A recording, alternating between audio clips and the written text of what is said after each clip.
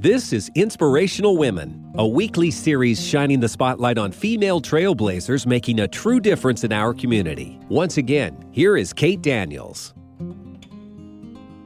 There are times in our life where we simply need to think of reinventing ourselves, and it can be both frightening and exhilarating, and we may be amazed at what we find. This is somewhat the situation for Stefanie Stolinsky. She wasn't certain her early career as an actress was something to bank on. She went on to become a psychologist, all the while nurturing her writing aspirations. And today, Stefanie joins us with her new book, A Doc's Christmas Miracle. S.A. Stolin, I'm so glad that you're able to join us this morning. Thank you. Thank you for having me. Stefanie, I'm really excited that you are joining us this morning because I feel you are a model for many of us, women in particular, who feel that they need to change something but are hesitant or afraid to venture away from what they're doing. But I feel you are like a model of reinvention. You don't want to sit around looking at the television set with a cigarette and a beer and wait to die. I mean, you really do want to get out there and live life and enjoy yourself. And I think that that's what this is about more than anything else. I'm 82 years old. I haven't had any surgeries or anything like that. And I think that it is from going from being an actress and then realizing, that the acting was just so up and down. Every time I got a job, I wondered if I was going to get another one. Yeah. Every actor in the world thinks like that, unless their narcissism has really gone high. And I went back to school. I went back to UCLA, and I became a psychologist and started to work with a lot of very interesting groups of people, the gangs and all kinds of people, and then was in private practice for a while. And I started to read Robert Parker. I don't know if you're familiar with him or not, but he's a fabulous writer. He really is. And when I was reading him, I thought, you know what? I bet I can do some of this. I know he's very intellectual and he was teaching English and stuff like that. And I thought, but you know what? You can do it.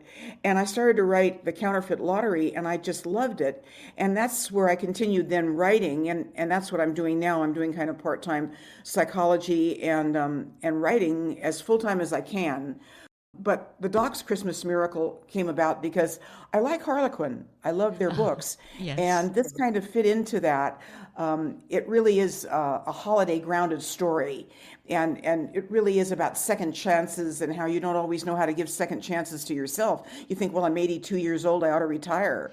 And some people should, Kate. Some people should retire and enjoy themselves. But I've never felt that. I always feel, oh my God, I got to be doing something else. Maybe that's my problem.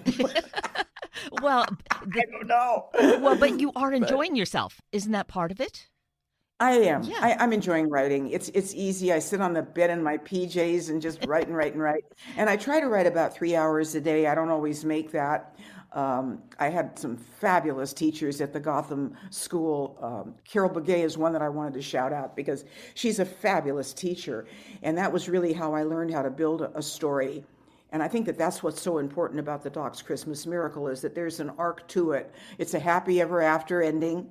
Yes. But it's how two people that are diametrically opposite can come together in certain circumstances and really make a difference. And they fall in love on top of that. Yeah. Oh, and I mean, there is a Harlequin vibe to it. And we all love a romance, don't we? Right. Yes. Right. Yeah. Especially with a happy ever after.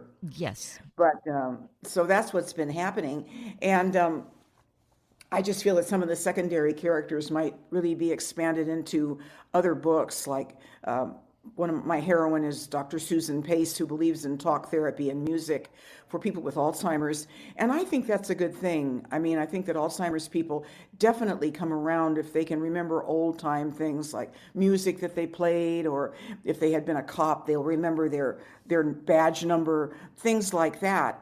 And when Dr. Mark Moore comes up with his machine, which is what this is about, the machine is offering an enzyme that's missing in Alzheimer's patients. As you get older, the ventricles start getting bigger and bigger and bigger in the old bean brain, and gray matter gets less and less. And so you can't remember as much as you wanted to. And what I'm offering is that there's this machine that he developed, and he's laughed out of San Francisco. And so he goes up north to Crescent City, and I don't want to give too much away, but when he gets up north, he presents this machine, and Dr. Susan Pace feels really replaced. So this is how a woman can go, wait a minute, I believe in talk therapy and music, and I don't believe in these machines. I want to connect with my patients. And then her mother has Alzheimer's, and she realizes she's come to the end. There's nothing else she can do. And the mother gets on the machine and actually describes a murder, and not in gruesome detail, so our readers don't have to worry about that. But she describes a crime that happened many years ago and the reason for the crime. And Mark Moore, my protagonist, realizes that this machine can do a whole lot more than provide an enzyme. It can probably help solve crimes. So the point is, it's second chances, it's things we don't expect. It's what you said to me in my email, we never know where the conversation's going to go. Well, that's true of any second chance. You really don't know where it's going to go. Yes. Oh, absolutely. And that's the thing about life. If we realize that, we do the best we can, we take the opportunities as they unfold in front of us, and then maybe they'll go sideways, maybe it won't go anywhere. But then again, there's always the possibility some other opportunity presents itself along the way. Exactly. So, it's a great adventure. Well, that's how I feel. And that's what this book hopefully will show. I mean, you never know, maybe going away or going to Winnipeg and seeing who's up there offers all kinds of new activity. And, Aaron Beck was always saying, if you change one thing about your life, just one little thing, a whole cascade of things comes down. And he's right. Yeah. All kinds of new experiences happen when you can do that. And that is something that I think really gives us hope. And if we would just take that opportunity instead of thinking, oh, doom and gloom, this job is ending, there's no other opportunity. But no, we have to look at it as an adventure, like, okay, that door closed, but what else is beyond in a different door or out that window or, maybe down into the basement or up into the attic, using that as a metaphor kind of thing. But we just never know, right? No, you don't. And this book is a real hybrid. It's a medical romance. It's got a lot of holiday story to it because it's Christmas, and I love Christmas. Christmas is my favorite holiday. It always was. And all the lights and the excitement that goes on in the parties. And so it adds on a lot. It's very comforting, I think. It's heartfelt, but it's not saccharine. I mean, it really does show the problems that these two people have been having getting together and what it means to get together with someone that you've really been opposite from. You don't have to take things that hard. The people that you think are enemies, you can lighten up a little bit and get back together with people that you never thought you could. And I think that that's one of the things that's been amazing for me, because I always feel, oh my gosh, if somebody doesn't like me, that's it. I'll never see him again. And that's just not true. There's a lot of resilience. And I hope this book shows that. I really do. And I hope that people just enjoy it. They sit back and go, you know what, rather than watch 2.5 Men reruns, I want to read Stefanie Stolinsky's book. Although I write under S.A. Stolin for your readers. It's S.A. Stolin, because it's easier to remember. Yes. That's all. Yeah, that makes sense, Stefanie. Absolutely. And well, we should just note at this point, though, that you can find the book at all of your favorite bookstores and certainly online. Yes, you can get it at Amazon and Barnes & Noble, and even the publisher has a very nice website. It's the Wild Rose Press, and they have it. I guess Kobo has it, Google Play. Let me see if I can. Apple Books has it. Oh, did I say Barnes & Noble? Everybody's got it. Just look it up. Yeah. The Doc's Christmas Miracle is what it's called. And if you look that up, you'll find it immediately. And it's Kindle and paperback. Yes, so that's really great because I still like paper, but certainly having it available as an ebook is really simple. And libraries certainly make ebooks readily available too. So there's something for each taste, or however you like to read your books. That's how I feel too. Some people don't like Kindle. It's hard on their eyes or whatever, but I find that I'm reading more Kindle now than ever. It's just been easier. It's easier to buy the books. They're cheaper, whether $3.99 or something, which is a good price for books for people that read tons of books at a time. And I do know people like that. Sure. that will read a book a night and they kind of go through it. They'll read the first chapter and then they'll read the middle chapter and the last chapter. They've read the book. That's it. Oh, no, no, no. I still am, I don't know if it's old school, but I still need to really read the entire book because I never know Me too. what I might miss. There are Me too. nuances, there are just different kinds of connections. So you can't expect that you know everything that happened if you just read it in that hopscotch way. I agree. I agree completely. I took Evelyn Wood when I left 20th Century Fox. I had worked for the legal department there. I'm not a lawyer, but I was working up there. And I remember going, oh, I want to take Evelyn Wood. And she went through a book so fast. And I thought, but what if you're really enjoying the characters, like the way I hope that you guys will enjoy my characters? You don't want to go through it that fast. You want to see the nuances, as you just said. You want to see what people are doing and how fun it is. So that's what I hope people will find with my book, that they can sit back and go, oh no, what's he going to do now? Yeah. You Yes, know? exactly.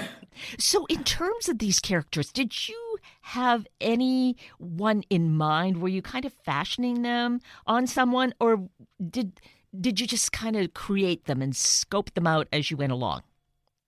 Normally, I will think of a person or a conglomerate of Mm. people. But in this case, I just kind of made it up out of my head. The book that I'm writing right now is based on Porfirio Rubirosa, the Playboy.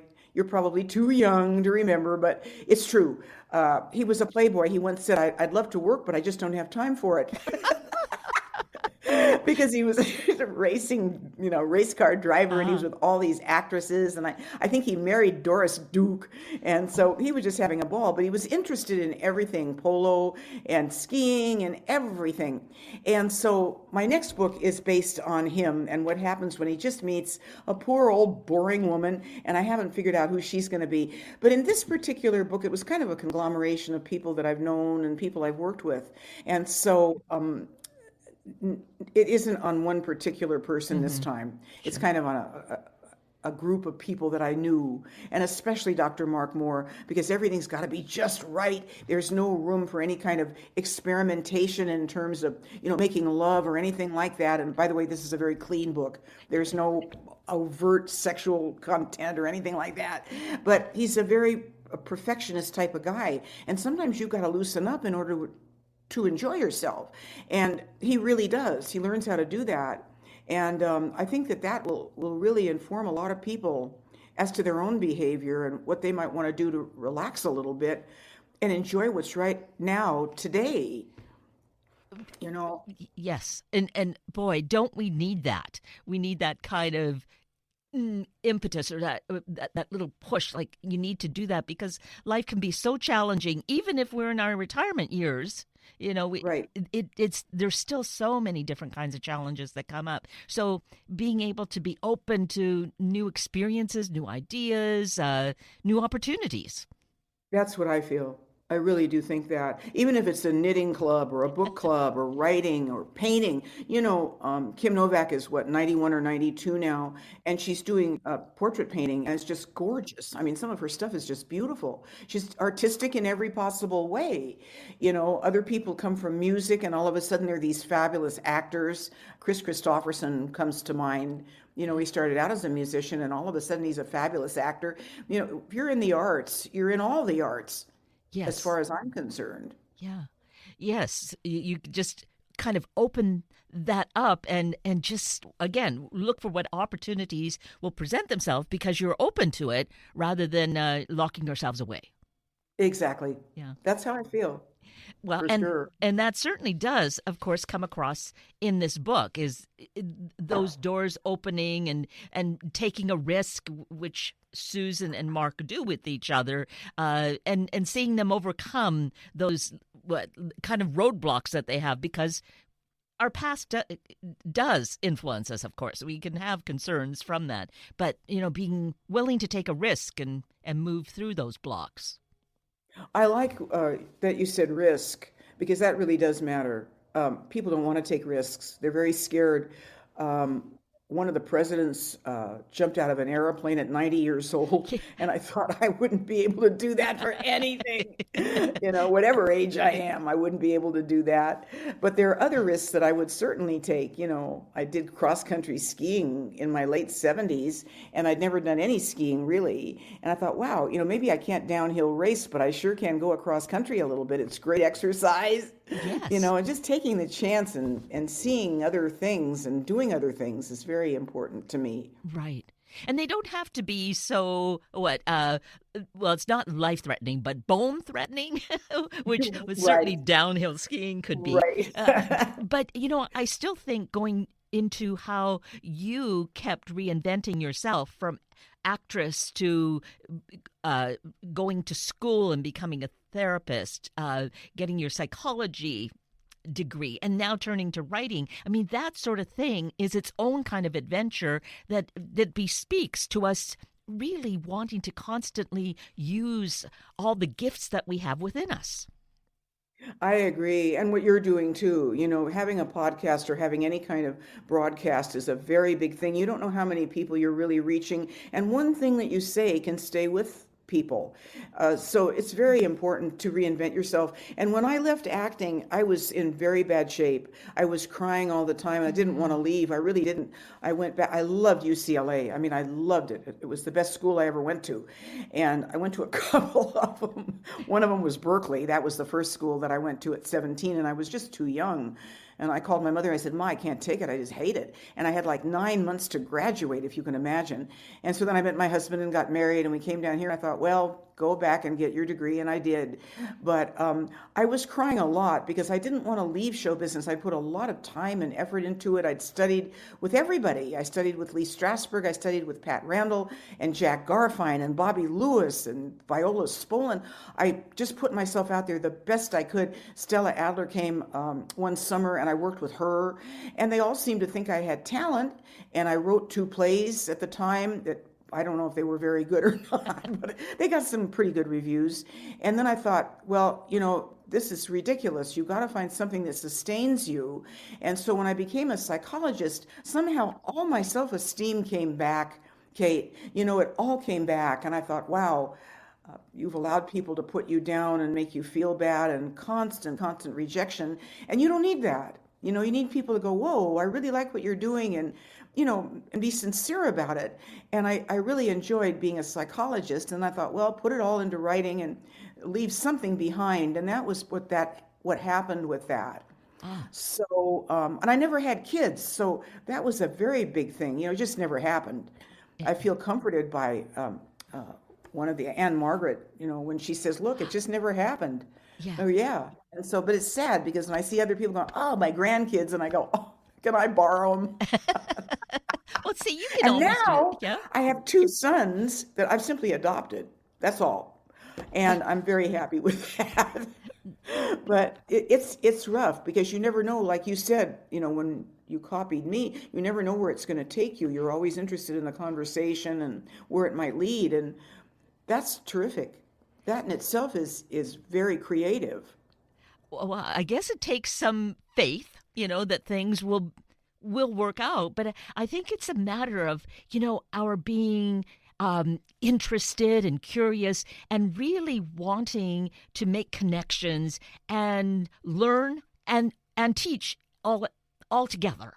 That sort of thing. You mix it up and you create something out of that. And I feel that, we just all need to take time to listen to each other's stories, and we can learn so much and really find how we're all so connected. We have more similarities than differences.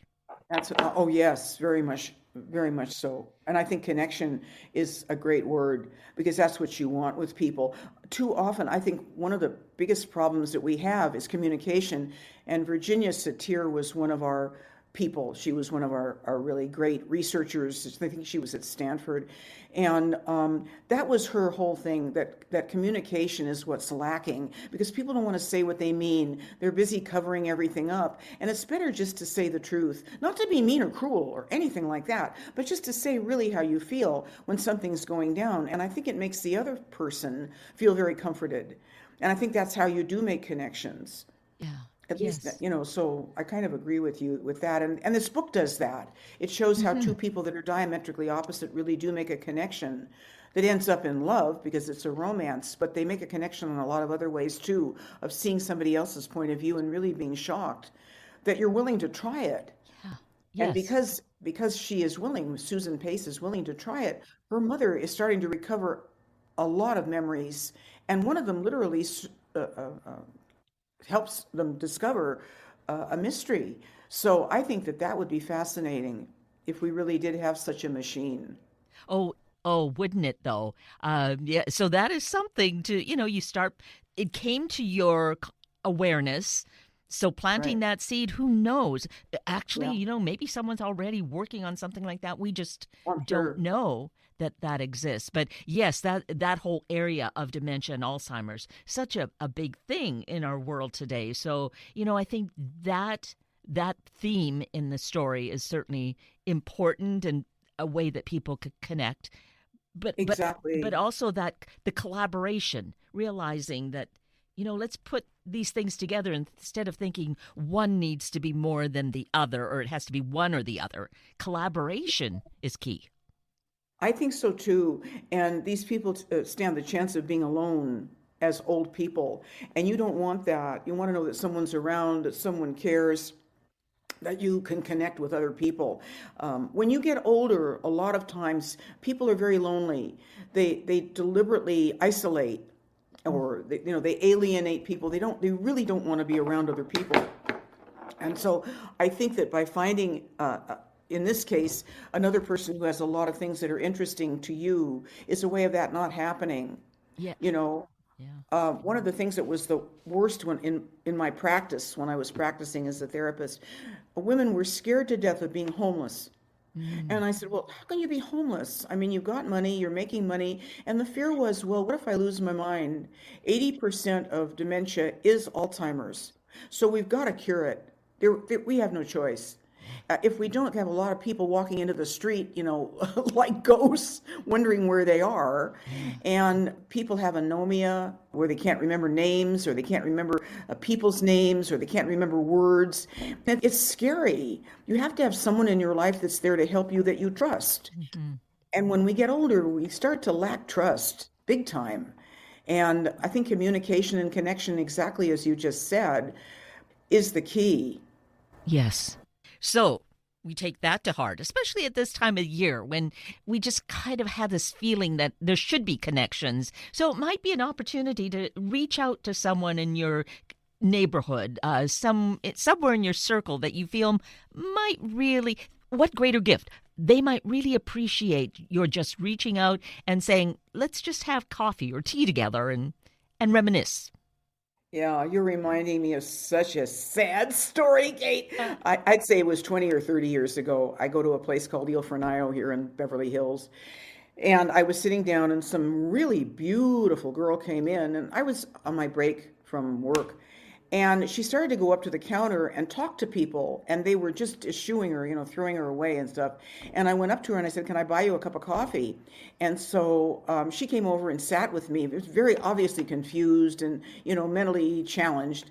And Mm. when she sat down, all of a sudden I burst into tears, and I couldn't stop crying. I mean, literally, I embarrassed myself. And she says, "They tortured you too, didn't they?" And I went, so then she excused herself. She had to go to the bathroom, and I paid for our coffee and got out of there. And I realized how frightening it is to be in a universe all by yourself Yeah. and not realize that people are pushing you away. And, you know, um, even the person who asked you to sit down and bought you a cup of coffee is scared of what's happening with you. Yeah. So, yeah, connection is key. Hmm. And that kind of connection, yeah, that one's frightening, and you feel like, oh, this really needs some professional attention. But, where do we Right. find that? Right? Right, Yeah. right. You can always get help at the county hospitals. They go, "Oh, I'm not going to a county hospital." But the truth is, you get some of the best medical help there, period. These kids are being supervised by the best professors. They're so grateful to have an internship or a residency in a county hospital because you see everything, Hmm. not just illnesses. You see knife fights, and, well, not in Canada. Canada's nice and quiet. Well, We all ought to move up there. But down here in Los Angeles, you see it all. And the first person I saw, I couldn't even recognize her face when I first started interning. She had been beaten so badly. Oh. And my supervisor wanted me to sit there and talk to her and get to know her and write a report. And boy, I was stuck right there. It was horrible. So, you go out and you reach out to other people, and it's karma. They do come back to you. I mean, look at us. Yes. Right now, I think that I got you from Tricia Stevens, I think. Now I'm not remembering exactly. Yes, we made this connection because I was taken by the fact of this being more like a Harlequin, Hallmark type of story and Christmas story, and it made lots of sense. And I'm grateful that we made the connection. And as in reading the book and the kind of story it is, and mentioning the Harlequin and the Hallmark, I think you've even said in some notations of yours that you're actually thinking there could be a screenplay in this. I started out as a screenwriter. When I went to UCLA, that was my minor. And so I did start out writing a screenplay for this. And I think that it has plenty of places to be in Netflix or Hallmark or wherever. There are 5 or 6 producers that I'm going to be presenting it to, because I think that it fits right into any Christmas story. We can always use Christmas stories, and this is going to fit well into it. I'm right in the middle of that now. And I hope that it happens. And if somebody gets it on their desk and they want to change it in some way, that's fine too. But you'd like to the minute somebody buys your screenplay, they own it. Oh, really? I was thinking you could collaborate, but no, you can, but more if often. they paid you, they kind of get to do what they want. Yeah. And that happens whenever you sell a screenplay. Once it's been optioned, really, it belongs to that person. And short of changing it, I mean, really changing it, I think that they can do a lot with it. They have a lot of leeway. Yeah. Well, I mean, there's so many options. So there, again, it's taking some of what you've done and continuing to reinvent and make it grow. And who knows what other avenues then present themselves, right? Exactly. And also you need a getaway. You need a place where you can sit and read and get away from daily chores and problems that you have. And I'm hoping that book supplies that. I really do, where you can just sit back and relax and go, oh boy, I get to read S.A. Stolin's next book. That would make me so happy. That really would. And I think that this will do that. I definitely plan on making it a series. Yes. There's a lot of other characters. She has a sister, Susan has a sister named Pamela, who is a nurse who's having marital problems and has a new baby. And I'm also thinking of expanding the entire Doctor's Christmas Miracle to include Doctors Without Borders. I'd like to see what they do in Bangladesh or what they do in certain parts of Africa. I'd like to see what they do in Europe, certain parts of Europe. And I'd like to see them get around. I really would, so that I could involve a lot of political stuff that, I keep neutral, but still present what's happening in the world today. Yes. See, look at you, continuing to create. So let's mention your website so that people can really stay up to date and see all that's going on. Oh, thank you. Well, it's S.A. Stolinsky. My real name is Stefanie Auerbach Stolinsky. And so this is sastolinsky.com and https, / www dot. Yes. But it's sastolinsky.com. And if you just put Stefanie Stolinsky in the little ribbon above your computer, I come up in a lot of ways, so you'll get me that way too. But thank you for mentioning that, because I love people to come to my website. I have a website person that just did a gorgeous job. And she mentions all the other books, so that's good too. Yes, that exactly. Feels good. Yes, and keep up with what's continuing to evolve in this, as life evolves. So that is great. The book is, as we had said, The Doc's Christmas Miracle, and we'll find it under S.A. Stolin. Stolin. S.A. Stolin. Right. Get that right, Stefanie. You did. Thank you so much, Kate. And I'll see you for my next one, which will be coming out next year for sure. Well, just keep me posted so that I know. Thank you so much. I really enjoyed this. Oh, thank you. As did I. So have a wonderful Christmas holiday season. You too. Thank you for being here this morning to meet these special guests with their important messages about life and how we can be open to making changes. Please check the station's website for the podcasts, for more information about these guests, and please share the stories with your family and friends. I'm Kate Daniels. If you'd like to connect with me, simply send me an email, katedaniels@hubbardradio.com. I hope these days ahead are peaceful and you enjoy a special Christmas time. Thank you for listening to Inspirational Women. Tune in every Sunday morning at this time to hear about those truly empowering the Northwest community, all for the greater good. Sunday Morning Magazine and Inspirational Women are a public service of Hubbard Radio Seattle.